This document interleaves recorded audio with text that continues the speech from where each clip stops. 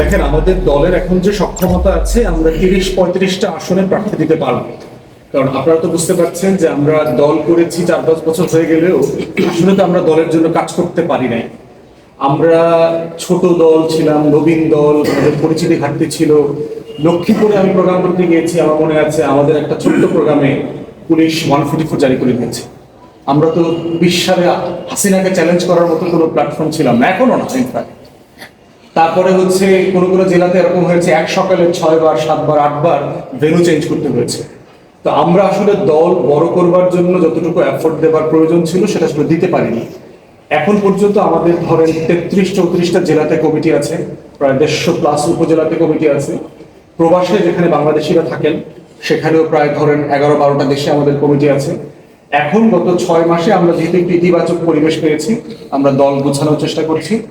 আর জোটের ব্যাপারে হচ্ছে আমাদের বক্তব্য হচ্ছে, নির্বাচনের ব্যাপারটা তো এখনো অনিশ্চিত। আমরা নীতিগতভাবে এখনো কোনো জোটের আলোচনা আমাদের দলের মধ্যে শুরু হয়নি। এটা আপনারাও মানে একমত হবেন, যেটা নর্মালি নির্বাচন আসার 3 মাস 4 মাস আগে এই আলোচনাটা শুরু হয় জোটের রাজনীতিতে। মোটা দাগে আসলে কি হতে পারে? মোটা দাগে হতে পারে, দেখেন যে আওয়ামী লীগ নিষিদ্ধ হবে কিনা রাজনৈতিক দল আকারে, অথবা আওয়ামী লীগ নির্বাচনে করতে পারবে কিনা, এই বিষয়টা এখনো অনিশ্চিত একটা জায়গাতে আছে। সেখানে রাজনৈতিক দলগুলো কি করবে না করবে, সেই জায়গাতে আওয়ামী লীগ খুব মোটা দাগে নির্বাচন করতে পারবে বলেও আমরা মনে করছি না। সেখানে বিএনপি ক্ষমতায় আসাটা মোটামুটি নিশ্চিত, যে কোনো ফর্মে, সেটা 6 মাস 1 বছর 2 বছর পর যখনই নির্বাচন হোক। কারণ বিএনপির মতো এই লেভেলে সংগঠন বাংলাদেশে অন্য কোনো রাজনৈতিক দলের এখনো নাই। অতএব এই টার্মে বিএনপি ক্ষমতায় আসার ছাড়া বিকল্প কোনো বাস্তবতা এখন পর্যন্ত অ্যাজ অফ টুডে আমি দেখতে পাচ্ছি না। সেখানে একটা আলোচনা আছে যে আওয়ামী লীগ বিরোধী যত রাজনৈতিক দল এই ফ্যাসিবাদ বিরোধী আন্দোলনে সক্রিয় ছিল, তারা সবাই মিলে একটা নির্বাচন করতে পারে কিনা, যেহেতু সংস্কারের একটা কমন দাবি আছে, এমন একটা আলোচনা রাজনৈতিক মহলে, বোদ্ধা মহলে আছে। সব দল মিলে নির্বাচন করবে। দ্বিতীয় একটা জায়গা আছে, সেটা হচ্ছে যে আপনারা দেখতে পাচ্ছেন যে ইসলামী দলগুলো একটা জোট করবার চেষ্টা করছে, বিভিন্ন জনের সাথে তারা মিটিং করছে। ছাত্ররা নতুন দল লঞ্চ করবে, তারা বলেছে এই মাসের ভিতরে। ছাত্ররা নতুন দল করলে তাদের মাধ্যমেও একটা জোট তৈরি হওয়ার একটা সম্ভাবনা আছে। সেক্ষেত্রে বিএনপির মতো দল যদি 250+ সিট নিয়ে ক্ষমতায় আসে, এইটা বিএনপি দল আকারে তার জন্য যেভাবে তাকে ডুবাই দিবে, তার জন্য ক্ষতিকর। ঠিকভাবে দেশের জন্য এটা ক্ষতিকর, গণতন্ত্রের জন্য ক্ষতিকর।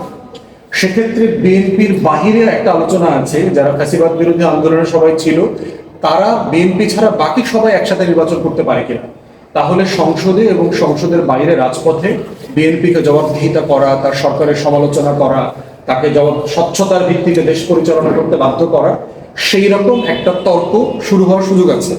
অতএব এই প্রত্যেকটা অপশন খালি পড়ে আছে। এবি পার্টি এখনো এই আলোচনাতে অংশগ্রহণ করছে না, কারণ তার করার মতো অবস্থায় আসে না। আর ইতিমধ্যে আমরা আমাদের দলও গুছাচ্ছি, দল বড় করছি।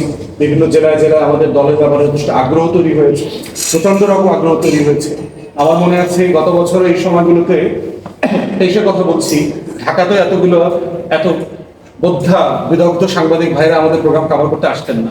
কিন্তু এই 1 বছরের ভিতরে আমরা দেখতে পাচ্ছি যে আমাদের রাজনীতি, আমাদের আকাঙ্ক্ষা, উপস্থাপনা নিয়ে রাজনৈতিক মহলে এবং সাংবাদিকদের মধ্যে, বুদ্ধিজীবীদের মধ্যে, সুশীল সমাজের মধ্যে যথেষ্ট আগ্রহ তৈরি হয়েছে।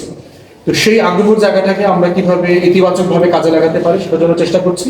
ওটার ভিত্তিতে আর একটু সময় পরে আপনার নির্বাচন, অ্যালায়েন্স, জোট, এই মানে অঙ্কটা আরো পরিষ্কার হবে।